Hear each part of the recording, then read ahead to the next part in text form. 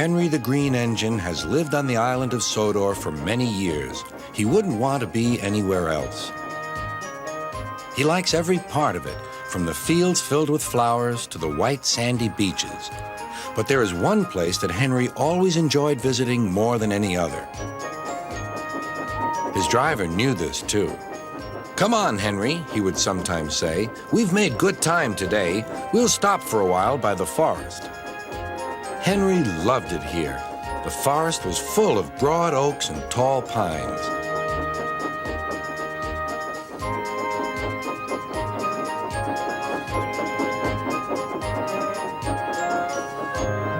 Henry could remember the day long ago when he and Toby brought some new trees to be planted, and Terence and Trevor helped haul them into place.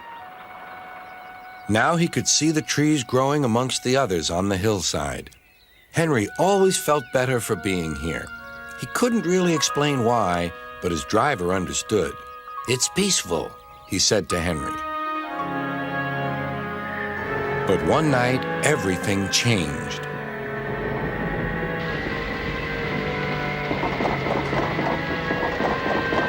The engines were resting in the shed. "Listen," said Thomas. "Can you hear a strange whistling sound?"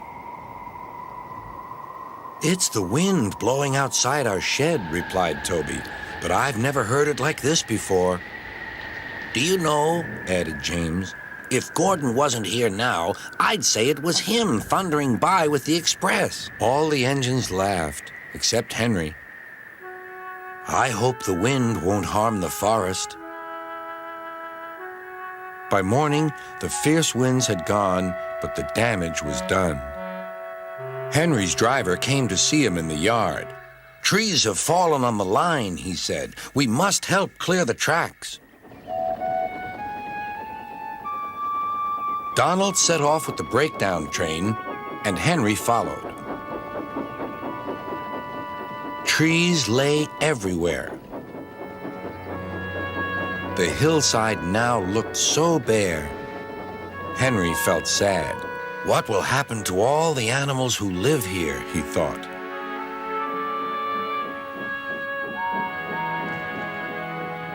When Henry's flat cars were full of logs, he took them to the timber mill where they would be turned into furniture and other things. Henry was glad the wood was being put to good use, but he was still sorry to lose part of his forest. "Oh dear," sighed Toby to Thomas. "I wish there was something we could do to make things better again." "Yes, indeed," replied Thomas. "But what? We can't mend broken trees." "Hello, Toby," said Sir Topham Hatt. "You do look glum." "I'm sad about the trees," said Toby. "And so is Henry. The forest is a special place to him. Now some of it is gone." "We'll soon put that right," replied Sir Topham Hatt. "I have an important job for you, Toby. I would like you to take some freight cars to the forest." When the freight cars arrived, Toby was delighted. They were full of splendid young trees all ready for planting. "This is the best job I've ever had," said Toby happily. When Henry returned, he was most surprised.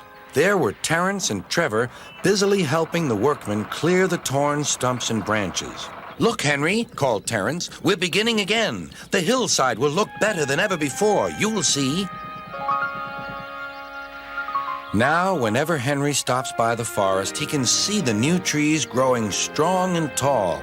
Sometimes everywhere is very quiet, and at other times Henry can hear leaves rustling or a bird's wing brushing the air. Often he can hear the distant sound of children laughing, and always he is happy here.